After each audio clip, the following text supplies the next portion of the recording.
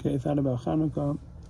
We find in general that there's a lot of candle lighting that we do in the Yahadut. So we light candles in the Beit HaKnesset, but the point, we light candles on Shabbat, we light candles in the Beit HaMikdash. However, there's a distinct variation between all of them, and that's what we're going to go through today, and perhaps they could teach us a lesson. Primarily, the reason we light the candles in the Beit HaKnesset is to add the kavod. We give kavod by having nice array of candles. The reason why we light the candles for Shabbat, because we use the light. We don't want to sit in the darkness. So the purpose of the candles then is to serve as a light. And then you don't, if you see that there's light, so then there won't be darkness, and that's going to generate shalom bayit. So that means that you have an intention by having the light on. Then the third one that we find in the Bishkan is that you're as much as it doesn't have a purpose to serve as light. What it does have is you are creating a testimony, like it says that they should recognize that there's a special connection between Am Yisrael and the Yehudim and HaKadosh Baruch Hu. However, all this is up until now. What's regarding the nerot of Chanukah? Nerot of Chanukah. First of all, aside from the fact that we can't use them, right? So you can't, for example, this is an interesting halakha. Let's say it was Motzei Shabbat last week. Maybe you lit the candles and now you want to say Avdalah, and you have the nerot, and you want to say that you want to enjoy the light of the candle. The answer is you can't say the bracha on the candles of the Chanukah because you're not allowed to enjoy it. You're not allowed to use it as any. So outside of that, you also can't. Beyond that, we find that there's no real purpose that they're serving. The only purpose that they're serving is the actual lighting it. Beyond that, there's no element that's not coming to serve as a purpose. But we find this idea also in halakha, right? Because in Shabbat, you're not allowed to, let's say if there's one candle that has, let's say, two separate wicks. So on Shabbat, if you're going to light one, you're going to, and the second person comes along and says, oh, I didn't light Nerot Shabbat. Can I light this candle, this other wick? The answer is, did you add in light? No, so you didn't do any impact in adding more light. So then the bracha is going to be levatala. Or, for example, if you find that the light of the Beit HaMikdash, for example, did not serve any testimony, so then it wouldn't serve its purpose. However, both in these cases, Chanukah is different. Chanukah tells you if there's two wicks, even though you're not adding in more light, what difference does it make? Did you light a candle? Yes, so you fulfilled the mitzvah. So even if, let's say, Shata Sakana, there is a point in Chanukah that you have to publicize the miracle, but that's not the integral, that's not the key, that's not the defining point of the Nerot, and therefore, let's say if it was dangerous, right? Let's say you're in a country if you publicize that you're Jewish, it's dangerous, and so then what do? You light it on your kitchen table and call it a day. So that shows to you that the actual light is the actual purpose is the actual light itself, and this is intersection. This is a reflection, or this is the way the Chachamim instituted something is to reflect that specific miracle. So the specification of the miracle of Chanukah, different than many other times, was that they had a core belief and they went on it in a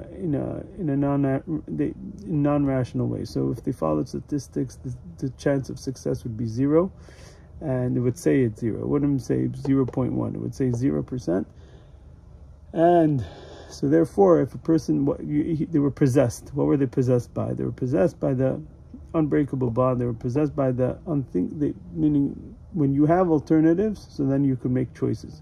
But if they were in a space that in their connection to HaKadosh Baruch Hu, there isn't a day after, there isn't an alternative, there isn't, okay, the Greeks won, we're defeated, so now let's try to normalize our life in a new kind of way, omitting Torah mitzvot to connection to HaKadosh Baruch Hu. And because of that, when you don't have any alternatives, so you go through it in a different kind of way, and the commitment, it was expressed, and that's why the miracle came about, because they had that Mesirut Nefesh. So therefore, the lighting of the candles that are reflecting it is also, it's not that when you try to express something that's core, that's showing that something that's not, they didn't do it as A will cause B cause C. It's not like if we do this, we'll get there and we'll be able to serve in the Beit HaMikdash. It will serve a purpose. The mitzvah that we're trying to fulfill at this given moment is that same type of commitment that they had, no alternative.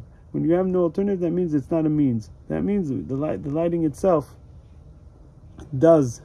is in itself the mitzvah, and beyond that, there's no reasons. It doesn't need to follow any barometers. However, one barometer does need to follow. It needs to be potentially, that needs to be a light that could be, it has to be considered light, that could light to the public. So the thought process there is, it has to be light, meaning it has to be a light that could be consumed, could be made evident to people.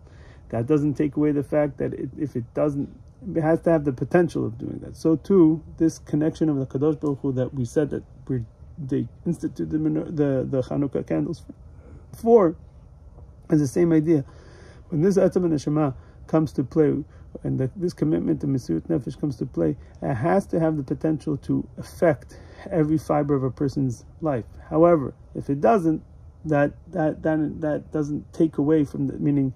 You could have people that are disconnected with their emunah to the point where they're praying God to be successful in doing something that goes against everything God stands for. However, meaning that means that his emunah is less. His emunah is weakened to the point that that doesn't affect him, but that doesn't take away from the emunah. That takes away from his ability to let it change him. Now, learning Torah, we find that the Kiner Mitzvah, the Torah Or, meaning the Torah is the Or part of the Pasuk, and the Ner is the Mitzvah. So the Or that's being generated by the Chanukah candles, we find in Torah different ways of learning the Torah. You could learn it for a means to an end.